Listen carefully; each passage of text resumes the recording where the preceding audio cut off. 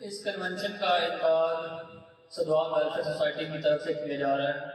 آپ سب کو معلوم ہے کہ سدوال ویلفیئر سوسائٹی پچھلے 2-2.5 سال سے سدوال کے تقریباً تمام ویلفیئر کے کاموں میں حصہ لے رہی ہے۔ آپ سب کے سامنے ہی ہے سدوال ویلفیئر سوسائٹی مختلف برادریوں کو اکٹھا کر کے بنائی گئی تھی۔ اسی سدوال ویلفیئر کے سوسائٹی کے زیر اہتمام یہ تربیتی کنونشن ہے۔ تربیتی کنونشن سے مراد یہ ہے کہ آج ہمارے جو آج کنونشن ہے تمام نوجوانوں کو اور جو ان کے والدین ہیں ان کو ان کے رول جس کو ہم کہہ سکتے ہیں وہ بتائے جائیں گے کہ کس طرح جو بڑے ہیں جو والدین ہیں وہ کس طرح اپنے بچوں کو گائیڈ کریں، وہ اپنے بچوں کی ایکٹیویٹیز پر کس طرح نظر رکھیں۔ اگر آپ کا بچہ کہیں باہر جا رہا ہے، آپ کو پتہ نہیں ہے ہمارا بچہ کہاں جا رہا ہے، تو آپ اپنے بچوں کو گائیڈ کس طرح کریں گے؟ اگر آپ کا بچہ کہیں چلا گیا ہے، آپ کو اس کے بارے میں علم نہیں ہے، تو آپ کس طرح گائیڈ کریں گے؟ آپ نے جب بھی آپ کا بچہ کہیں باہر جاتا ہے، آپ نے اس پر توجہ رکھنی ہے کہ وہ کہاں جا رہا ہے، اس کی کمپنی، اس کی جو سنگت ہے وہ کن لوگوں کے ساتھ ہے، کن بچوں کے ساتھ ہے، کیا آیا اس کی سنگت اچھی ہے یا بری ہے۔ یہ تمام چیزیں انشاءاللہ آج اس تربیتی کنونشن میں آپ کو گوشت گزار کی جائیں گی۔ تو روک لیتی ہے آپ کی نسبت، تیر جتنے بھی ہم پہ چلتے ہیں، اور یہ کرم ہے حضور کا ہم پر، آنے والے عذاب ٹلتے ہیں، اور اب ہمیں کیا کوئی گرائے گا، ہر سہارا گلے لگائے گا، کہ ہم نے خود کو گرا لیا ہے وہاں، گرنے والے جہاں سنبھلتے ہیں، اور اپنی اوقات صرف اتنی ہے، کچھ نہیں بات صرف اتنی ہے، کہ کل بھی ٹکڑوں پہ ان کے پلتے تھے، اب بھی ٹکڑوں پہ ان کے پلتے ہیں، آؤ بازار مصطفیٰ کو چلے، کھوٹے سکے وہیں پہ چلتے ہیں، روک لیتی ہے آپ کی نسبت، تیر جتنے بھی ہم پہ چلتے ہیں، اور یہ کرم ہے حضور کا ہم پر، آنے والے عذاب ٹلتے ہیں۔ بچوں کی تربیت کے حوالے سے ہے، تو جب بھی بچوں کی تربیت کی بات کی جائے تو ہمارے پاس 4 پلیسز ایسی آتی ہیں جو آپ کہہ سکتے ہیں کہ بچوں کی تربیت میں اہم کردار ادا کریں گی۔ تو سب سے پہلی جو ہمارے پاس آئے گی وہ والدین ہیں۔ سب سے پہلے والدین ہیں، دوسرے نمبر پہ استاد ہیں، تیسرے نمبر پہ آپ کے ممبر محراب ہے، چوتھے نمبر پہ سوسائٹی ہے یا جس کو آپ معاشرہ کہتے ہیں۔ سب سے پہلے آپ جو والدین بیٹھے ہوئے ہیں سب سے پہلے یہ آتے ہیں، اگر آپ ہی اپنے بچے پہ توجہ نہیں دیں گے تو باقی 3 جگہ کون سا آپ کے بچے کی بہترین تربیت کر سکتے ہیں؟ تو سب سے پہلے کس کا کام ہے؟ سب سے پہلے والدین کا کام ہے کہ اپنی بچوں کی ایکٹیویٹیز پر نظر رکھیں، ان کی تربیت کریں۔ ایسا ہو رہا ہے کہ آج کل بچے بالکل چھوٹے چھوٹے ہیں، موبائل دے دیے جاتے ہیں، سیپریٹ روم دے دیے جاتے ہیں، بچے کا پتہ نہیں وہ کیا کر رہا ہے۔ بچے کا پتہ ہی نہیں کہ بچے کی کمپنی کن لوگوں کے ساتھ ہے۔ دوسرے نمبر پہ آ رہے ہیں استاد اور والدین کے بعد استاد کی ذمہ داری ہے کہ وہ بہترین طریقے سے بچے کی پرورش کرے۔ میں 3 سال کا میرا بھی ٹیچنگ ایکسپیرینس ہوا، زیادہ نہیں ہوا، لیکن دیکھ رہا ہوں کہ ہمارے بچوں کی تربیت جو ہے نا بہت ہی وہ کیا کہتے ہیں، آپ اس کو کہہ سکتے ہیں کہ بہت ہی خراب ہے۔ بچوں کی تربیت آپ والدین کریں گے، پھر دوسرے نمبر پہ ہم آئیں گے، دوسرے نمبر پہ آنے کے بعد پھر ممبر محراب، اور اس کے بعد سوسائٹی آئے گی۔ سوسائٹی تو آج دیکھ لیں کہ سوسائٹی بہت ہی پیچھے ہو گئی ہے۔ جب بھی بچوں کی تربیت کی بات آئے، اگر آپ کے بچے کوئی باہر کہہ رہے کہ یار یہ اچھا کام نہیں ہے، یہ نہ کرو، تو بچہ گھر جا کے آپ کو کہتا ہے تو آپ اگلے سے جا کے لڑنا شروع کر دیں گے کہ یہ کام آپ نے میرے بچے کو کیوں منع کیا ہے، وہ جو کرتا ہے اس کو کرنے دیں۔ مطلب یہ سوسائٹی ہے نا، اگر آپ کا بچہ کوئی باہر غلط کام کر رہا ہے تو اس کو کوئی منع کرتا ہے تو بچہ جا کے گھر جاتا ہے تو الٹی لڑائی شروع ہو جاتی ہے۔ تو یہ سوسائٹی تو مطلب کہ باہر آپ کے بچے کو کوئی اچھا برا کہتے ہی نہیں ہے، تو یہ چیز بھی سوسائٹی میں ہے، سوسائٹی بھی پیچھے ہٹ گئی ہے۔ تو مزید میں علامہ صاحب کو دعوت دوں گا کہ وہ یہاں پر اپنا خطاب فرمائیں۔ بسم اللہ الرحمن الرحیم۔ قل ان کنتم تحبون اللہ فاتبعونی یحببکم اللہ ویغفر لکم ذنوبکم واللہ غفور رحیم۔ صدق اللہ العظیم۔ ان اللہ وملائکتہ یصلون علی النبی یا ایھا الذین آمنوا صلوا علیہ وسلموا تسلیما۔ اللہم صل علی سیدنا مولانا محمد وعلی آل سیدنا واصحاب سیدنا وبارک وسلم۔ درود و سلام تمام حضرات پڑھیں، اگرچہ اونچی آواز نہیں ہو سکتی کوئی مسئلہ نہیں، لیکن پڑھیں سارے۔ الصلاۃ والسلام علیکم یا رسول اللہ وعلی آلہ واصحابہ یا حبیب اللہ، الصلاۃ والسلام علیکم یا نبی اللہ وعلی آلہ واصحابہ یا نور اللہ۔ اللہ تبارک و تعالی جل جلالہ وعظم شانہ وآتم برہانہ کی حمد و ثنا حضور نبی پاک صاحب الاولاق، حضور سید عالم نور مجسم شفیع معظم، حضور دستگیر جہاں غم گسار زماں سید سروراں سیاح لامکاں، حضور محبوب رب العالمین رحمت للعالمین احمد مجتبی جناب محمد مصطفیٰ صلی اللہ علیہ وآلہ وسلم کی خدمت پاک میں درود و سلام کا نذرانہ عرض کرنے کے بعد قابل صد احترام پیر طریقت حضرت پیر سید ذوالفقار ناصر شاہ صاحب اور میرے دیگر معزز محترم سامعین حضرات، اللہ تعالیٰ کے فضل سے آج ہم سدوال ویلفیئر سوسائٹی کے زیر اہتمام ایک تربیتی پروگرام میں حاضر ہیں۔ اللہ تعالیٰ ہم سب کی حاضری قبول فرمائے۔ جس مقصد کے لیے اس پروگرام کا اہتمام کیا گیا ہے بڑا مبارک مقصد ہے، اور جس مقصد کے لیے ہم آئے ہیں یقیناً ہمارا آنا بھی بابرکت ہے، بامقصد ہے۔ ہمارے آنے کی وجہ کوئی نکتہ چینی نہیں، بلکہ اسی لیے آئے ہیں کہ کوئی بات ہو سکتا ہے دل پہ لگ جائے اور مرنے سے پہلے اللہ کو راضی کرنے میں کامیاب ہو سکے، اور دوسرا اپنی اولاد کے لحاظ سے ہو سکتا ہے ہمارے کسی کردار کی وجہ سے ہماری اولاد دنیا میں رہ کے جنت کمانے میں کامیاب ہو جائے۔ اللہ تعالیٰ کے انبیاء علیہ السلام اہل سنت و جماعت کے نزدیک وہ معصوم ہیں، اللہ کے فرشتے بھی معصوم ہیں، صحابہ و اہل بیت محفوظ عن الخطا ہیں، وہ گناہ کرتے نہیں، گناہ کا سوچتے نہیں۔ باقی ہم گناہ گار ہیں، ایک دوسرے کی اصلاح کرنی چاہیے۔ ہم میں سے ہر ایک بندہ دوسرے کی اصلاح کرنے کے لیے تیار ہے،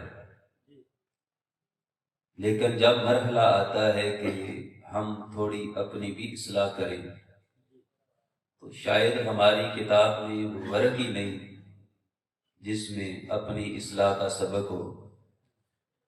ہماری نگاہ، ہمارا ذہن، ہماری ساری توجہات، ہمارا علم دوسروں پہ اعتراضات کرنے میں بالکل بیدار ہے، اور جب اپنی باری آئے تو ہم اپنے آپ کو متقی لوگوں میں سر فہرست سمجھتے ہیں، اور یوں سمجھ بیٹھے ہیں گویا آنکھ بند ہوگی تو اگلا لمحہ جنت ہی ہوگا۔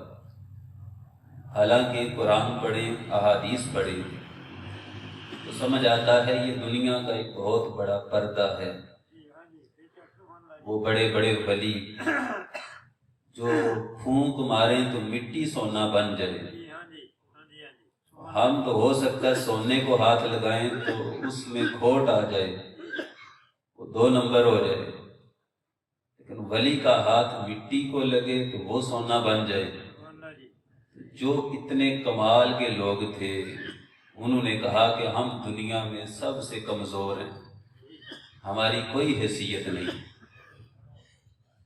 تو اپنے آپ کو کمزور سمجھنا، عاجزی کرنا، یہی حقیقت میں بڑے پن کی علامت ہے۔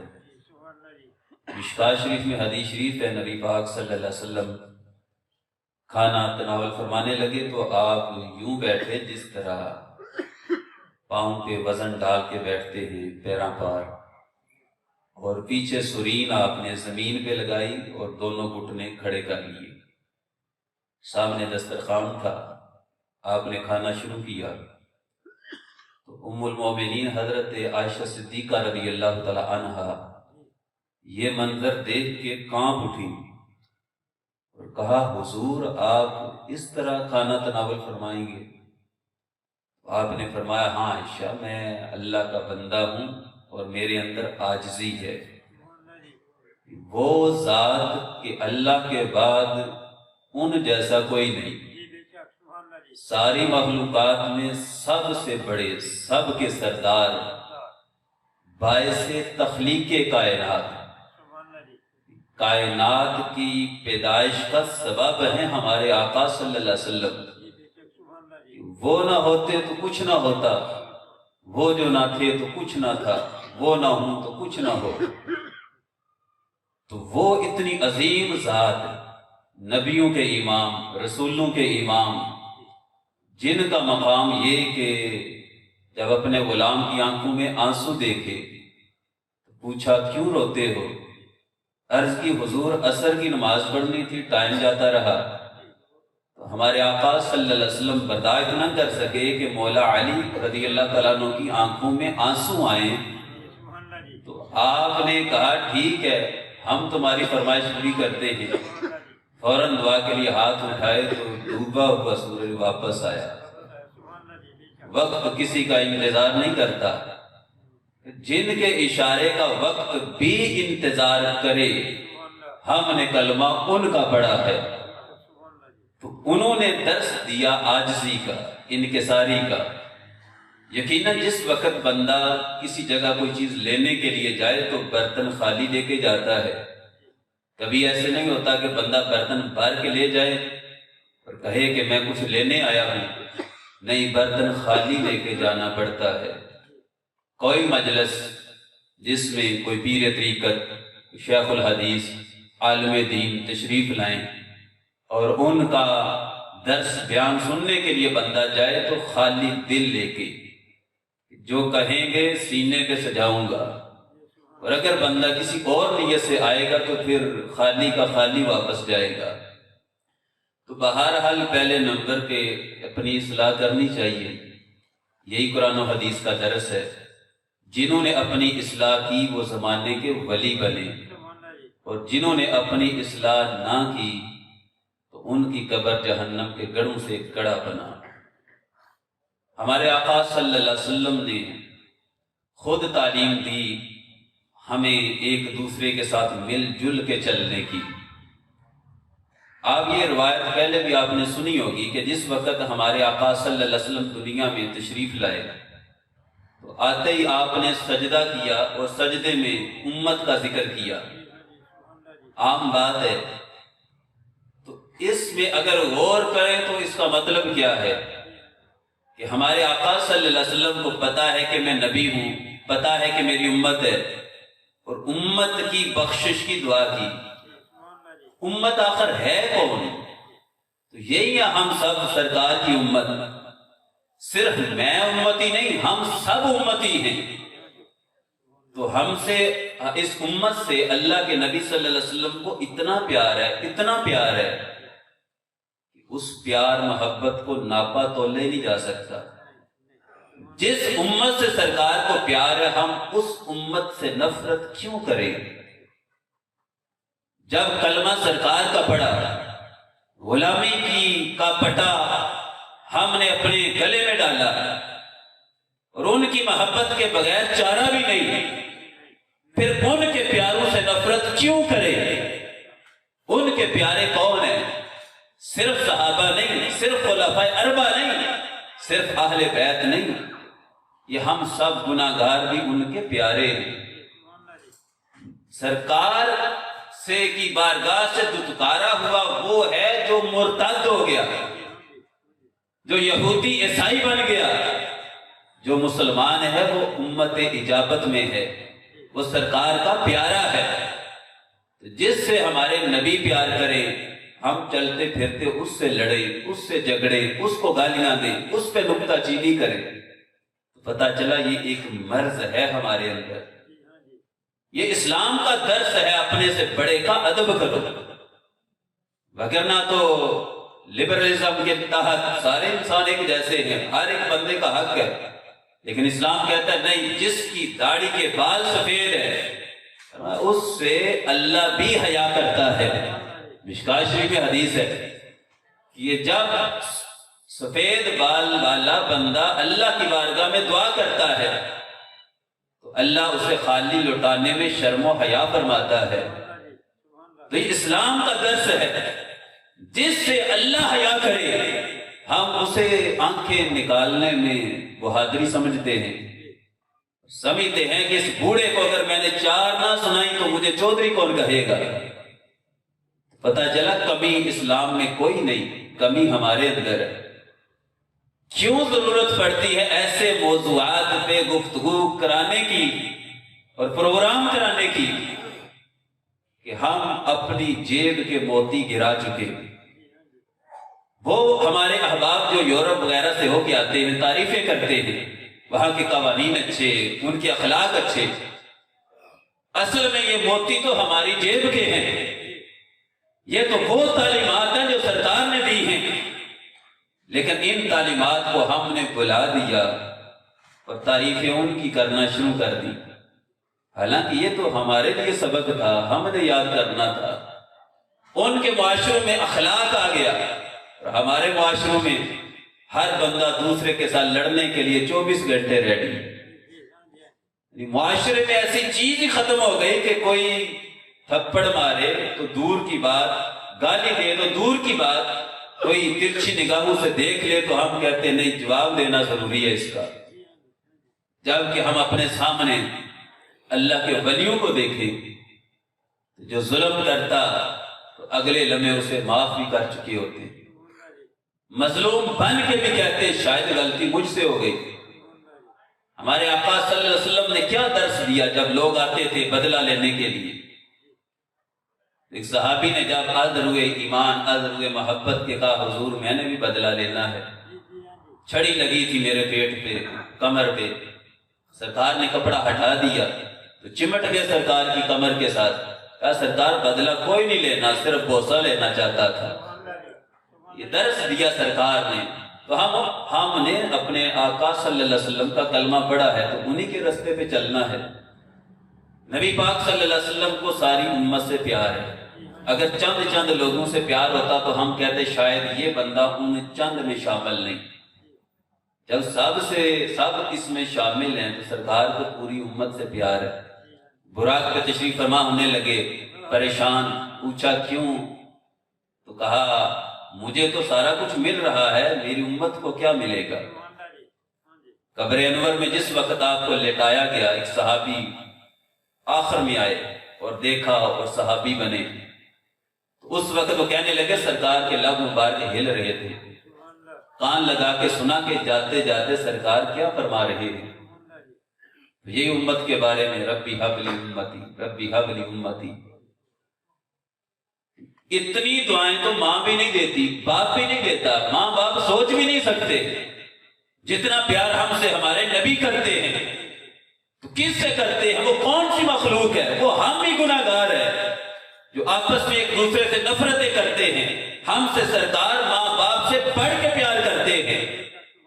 آپ جتنے ہیں آپ سب سے سرکار ماں باپ سے بڑھ کے پیار کرتے ہیں، اور اگر میں آپ سے لڑوں جھگڑوں آپ کا دل توڑوں تو میں اپنے نبی کا سچا عاشق نہیں ہو سکتا۔ میرے اندر کمی ہے، اس کا دل دکھاؤں جس سے ہمارے نبی پیار کرتے ہیں، تو بڑا نازک سا مرحلہ ہے۔ سرکار نے اسی بات سے فرمایا کہ المؤمنون کرجل واحد، فرمایا اے میرے غلاموں تمہاری مثال ایک بندے کی طرح ہے، ایک آدمی کی طرح ہے۔ ان اشتکا عینہ اشتکا کلہ، فرمایا اگر بندے کی آنکھ کو درد ہو سارا جسم بیمار ہو جاتا ہے۔ وَإِنِ اشْتَكَا رَأْسُهُ اشْتَكَا كُلُّهُ، اور اگر بندے کے سر کو درد ہو بندے کا پورا جسم بیمار ہو جاتا ہے۔ کبھی ایسا نہیں ہوا کہ آنکھ بیمار ہو درد ہو بندہ خوش ہو اور کہے آنکھ کیوں درد کرتی ہے میں اسے نکال کے باہر پھینکتا ہوں، بلکہ پورا جسم اس تگ و دو میں لگ جاتا ہے، آنکھ کا درد ختم ہو، سر کا درد ختم ہو۔ فرمایا یہ مثال ہے میرے غلاموں تمہاری، اگر ایک کو درد ہو دوسرا محسوس کرے، ایک کو تکلیف ہو دوسرا محسوس کرے، وہ بندہ جو خود اپنے آپ کو مارے اسے عقل مند نہیں بیوقوف نہیں پاگل کہا جائے گا۔ تو ہماری آج حالت یہ ہو گئی کہ ہم مسلمان بیوقوف بن گئے، اپنے جسم کو خود ہی کاٹتے ہیں، اپنے جسم پہ خود ظلم کرتے ہیں، جس کو ہم گالیاں دیتے ہیں مارتے ہیں یا لڑائی جھگڑا کرتے ہیں حقیقت میں اپنے ساتھ زیادتی کرتے ہیں کہ ہم سے جس ذات کو پیار ہے اس ذات کو پوری امت سے پیار ہے۔ پھر آپ نے فرمایا کہ مومن کے ساتھ اس طرح ہوتا ہے کل بنیان، جیسے ایک دیوار ہوتی ہے۔ فرمایا یہ دیوار مسلمانوں کی مثال ہے۔ فرمایا یہ شد و بعد و بعدا، جس کا بعض حصہ بعض کو مضبوط کرتا ہے۔ اینٹیں آپس میں ملتی ہیں تو دیوار بنتی ہے۔ پھر آپ نے ثم شبکہ اصابعہ او کما قال، پھر آپ نے یوں انگلیاں آپس میں ایک دوسرے میں گھسائی۔ فرمایا یوں مسلمانوں کی مثال یوں ہے جس طرح اینٹیں ایک دوسرے کو مضبوط کر کے دیوار بنتی ہیں۔ فرمایا یہ مضبوطی مسلمانوں کی مثال ہے۔ تو آج دیکھ لیں ہمیں ڈر کس سے لگتا ہے؟ ہماری ماں بہن رات کو گلی میں نکلے تو ہم کیوں ڈرتے ہیں؟ کیوں پیچھے پیچھے نکلتے ہیں؟ کیا یہ مسلمانوں کا گاؤں نہیں، مسلمانوں کا ملک نہیں؟ ہمیں اپنے آپ سے ڈر لگتا ہے، کیوں ہم اپنا سبق بھول گئے؟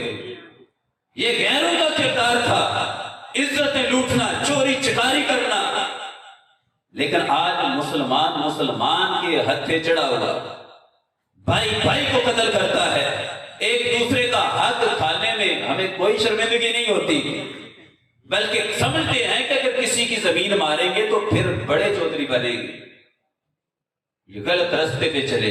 حالانکہ سرکار نے کہا نہیں، تمہاری مثال تو دیوار کی طرح ہے، جب اینٹیں آپس میں روٹ جائیں پھر دیوار نہیں بنتی، پھر ہر کوئی حملہ کرے۔ تو آج مسلمان آپس میں روٹے تو غیروں نے کہا اسلام دہشت گرد ہے، معاشرہ ہمارا اچھا ہے، اور یہ ثابت نہیں ہوا۔ ہمارے احباب آتے ہیں تو یہی کہتے ہیں معاشرہ ان کا اچھا ہے۔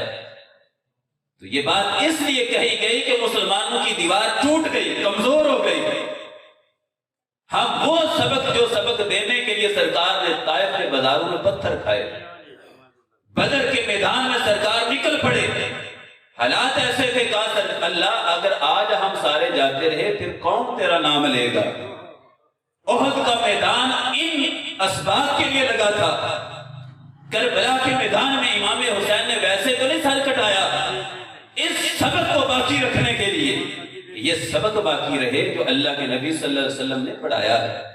نعرہ تکبیر، نعرہ رسالت، سیدی مرشدی، سیدی مرشدی، نعرہ تحقیق، नारा हैदरी। अल्लाह मौलाना अज़ीम इन्नल्लाह व मलाइकतहु युसल्लूना अलन नबी या अय्युहल्लज़ीना आमनू सल्लु अलैहि व सल्लिमू तस्लीमा। अस्सलातु वस्सलामु अलैका या रसूलल्लाह व अला आलिका व अस्हाबिका या हबीबल्लाह। अस्सलातु वस्सलामु अलैका या खतीमल अंबिया वल मुरसलीन व अला आलिका व अस्हाबिका या रहमतल लिल आलमीन। काबिल सद एहतराम उलमाए किराम, मेहमानान ज़ी वक़ार, बरादरान इस्लाम, हाज़रीन व सामीईन, अल्लाह करीम का शुक्र है जिसने हमें इस सआदत अफरोज़ महफ़िल में हाज़री की तौफ़ीक अता फ़रमाई है। दुआ है कि खालिक़ कायनात इस महफ़िल को हम सब के लिए सआदत दारैन का बाइस बनाए। और जिन अहबाब ने आज तरबियती कन्वेंशन के नाम पर इस महफ़िल का इंतज़ाम किया है, अल्लाह ताला मुंतज़िमीन मुआविनीन को अजर अज़ीम अता फ़रमाए। वेलफेयर सोसाइटी के तमाम अरकान जिन्होंने आज एहतमाम किया है, अल्लाह ताला उन्हें जज़ाए खैर अता फ़रमाए। रात का वक्त हो, मुसाफिर अंधेरे में सफ़र कर रहा हो और रास्ते में गड़े हों, ख़तरा हो कि अंधेरे में मुसाफिर रास्ता भूल जाएगा या किसी गड्ढे में गिर जाएगा, उस वक़्त अगर कोई रास्ते में रोशनी का इंतज़ाम कर दे तो उसने मुसाफिर के साथ नेकी की है, उसने रोशनी का इंतज़ाम कर दिया। अब मुसाफिर राह देख के मंजिल तक पहुंच जाएगा। आज की ये महफ़िल मुसाफिराने जन्नत का रास्ता रोशन कर रही है। आज की ये महफ़िल आखिरत के मुसाफिरों के रास्ते में चरागां करने का काम कर रही है। दुनिया में बहुत सारी दिलचस्पियां हैं, रंगीनियां हैं, गफलत के सामान हैं। अगर आप उनमें पड़ गए तो अपनी पैदाइश का मकसद भूल जाएंगे, ज़िंदगी ज़ाया और बर्बाद और आखिरत में नाकामी का सामना करना होगा। लेकिन अगर कुरान पाक की दावत पे आपने गौर किया, उसको अपना लिया, तो दुनिया में भी कामयाब और आखिरत में भी कामयाब। यही पैगाम है आज की इस महफ़िल का। तो जिन दोस्तों ने आज मुसाफिराने आखिरत का रास्ता रोशन करने का इंतज़ाम किया, अल्लाह ताला उन्हें अजर अज़ीम अता फरमाए। अल्लाह ताला ने हमें एक आला मकसद के लिए तख्लीक फरमाया है। अल्लाह ताला हमें अपना कुर्ब अता करना चाहता है। अल्लाह ताला अपनी बारगाह से हमें इनाम अता करना चाहता है, लेकिन उससे पहले वो इंसान की काबिलियत को ज़ाहिर करना चाहता है ताकि उसके अदल का इजहार हो। उसने जो किसी को दिया है तो अदल के तहत दिया है, वो अदल करने वाला है। तो इसलिए अल्लाह ताला ने हमें दुनिया में भेजा, वरना असल ज़िंदगी आखिरत की ज़िंदगी है। दुनिया में इंसान की सलाहियत, काबिलियत, ज़हन, सोच, किरदार, उसका इजहार होता है। असल ज़िंदगी आखिरत की ज़िंदगी है। दुनिया में हम इंटरव्यू दे रहे हैं कि हमारे अंदर काबिलियत क्या है, सलाहियत क्या है, इसके मुताबिक आखिरत में अल्लाह ताला हमें अपना कुर्ब अता फरमाएगा। दुनिया की ज़िंदगी का मकसद क्या है, इसकी मंजिल क्या है, दुनिया में कौन से काम करने चाहिए, कौन से नहीं करने चाहिए, किस चीज़ को अहमियत देनी चाहिए और किस को अहमियत नहीं देनी चाहिए, तरजीह किस चीज़ को देनी चाहिए, किन चीज़ों का पाबंद हो के ज़िंदगी गुजारनी चाहिए, इस ज़िंदगी का राज क्या है, ज़िंदगी का मकसद क्या है, मंजिल क्या है, اور ہم اس منزل کو کیسے حاصل کر سکتے ہیں، یہ سب کچھ بتانے کے لیے اللہ نے قرآن نازل فرمایا ہے، اور کامیابی کا عملی نمونہ دکھانے کے لیے اپنے رسول کو بھیجا ہے۔ قرآن بتا رہا ہے اور حضور عمل کر کے نمونہ قائم فرما رہے ہیں، حضور دکھا رہے ہیں۔ تو اب جس کے دل میں صاحب قرآن کی محبت ہے اور وہ قرآن سے رہنمائی لے رہا ہے، وہ دو جہانوں میں کامیاب ہو جائے گا۔ قرآن پاک میں 114 سورتیں ہیں، میں نے ان میں سے ایک سورہ مبارکہ تلاوت کرنے کا شرف حاصل کیا ہے، لیکن یہ اتنی جامع سورت ہے کہ امام شافعی رحمۃ اللہ تعالی علیہ فرماتے ہیں اگر باقی 113 صورتیں نازل نہ ہوتی، یہ ایک سورت سورہ والعصر ہی نازل ہو جاتی، یہ انسانوں کی ہدایت کے لیے کافی ہے۔ حضرت امام شافعی فرماتے ہیں یہ ایک سورت سورہ والعصر انسانوں کی ہدایت کے لیے کافی ہے۔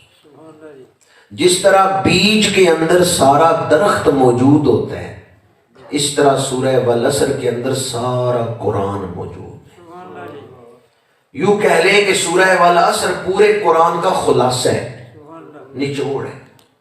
صحابہ کرام رضوان اللہ تعالی علیہ مجمعین جب کبھی ملاقات ہوتی، اکٹھ ہوتا، محفل ہوتی، صحابہ محفل کے اختتام پر اپنے گھروں کی طرف لوٹنے لگتے، الوداعی مصافحہ کرتے، تو ایک دوسرے کا ہاتھ پکڑ کے یہ سورت سناتے تھے، کیونکہ یہ سورت انسان کو غفلت سے نکال لیتی ہے، زندگی کا راز سمجھا دیتی ہے اور کامیابی کے راستے پہ چلا دیتی ہے۔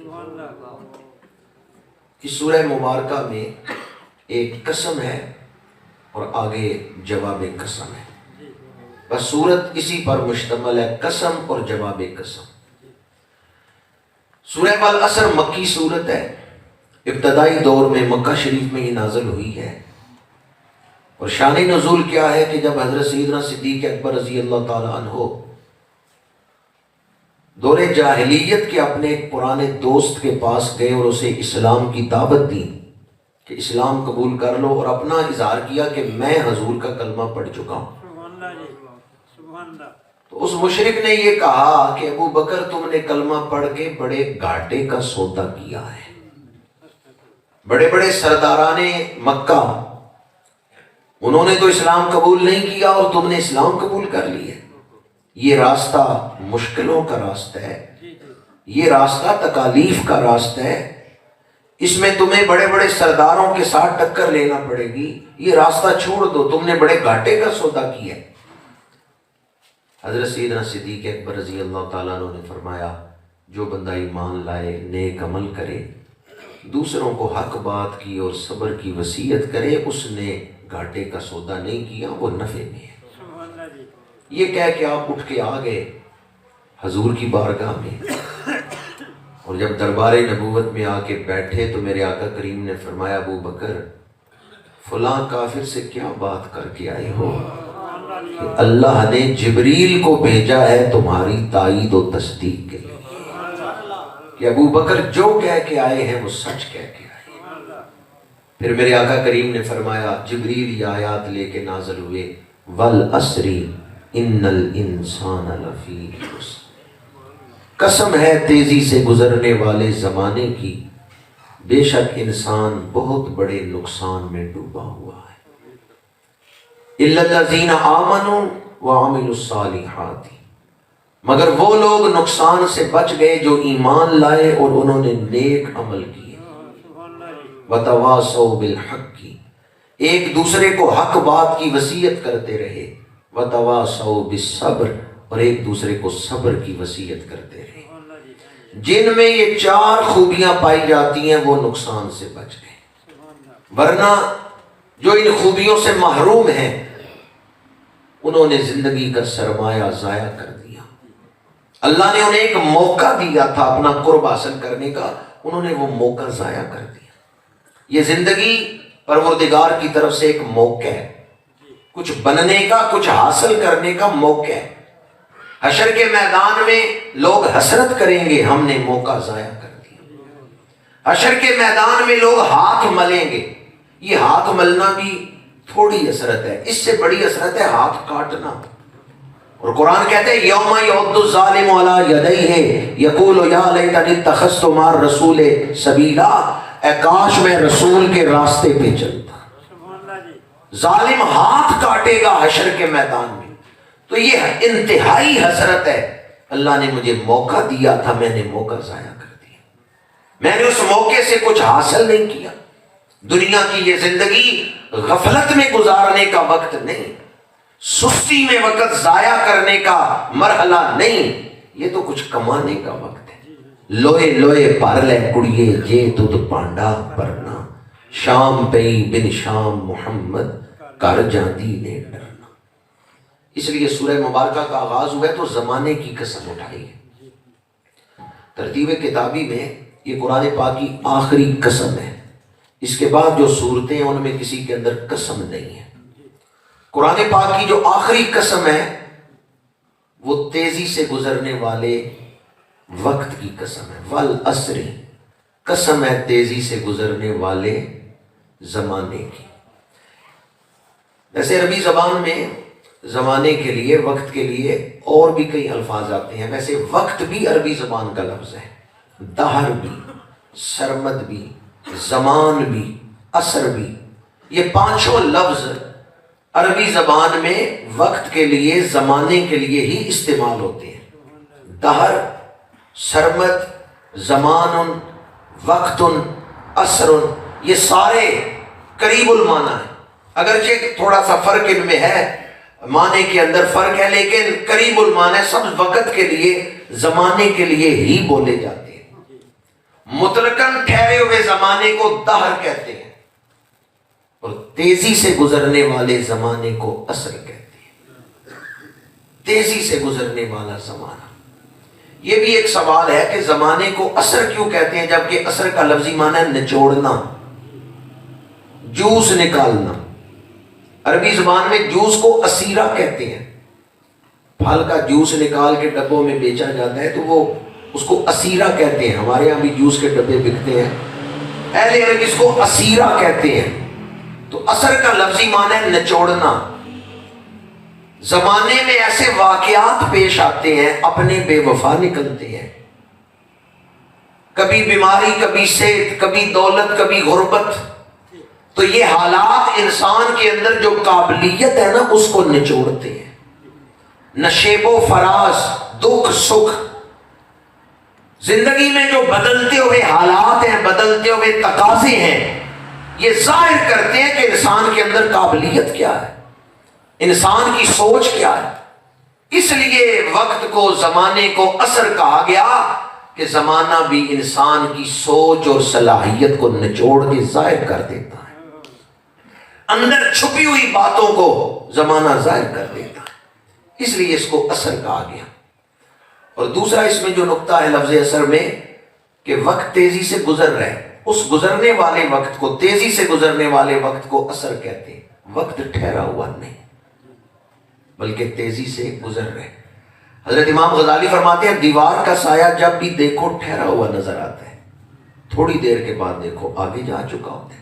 یعنی غیر محسوس انداز میں جس طرح سایہ چلتا ہے اسی طرح وقت گزر رہا ہے.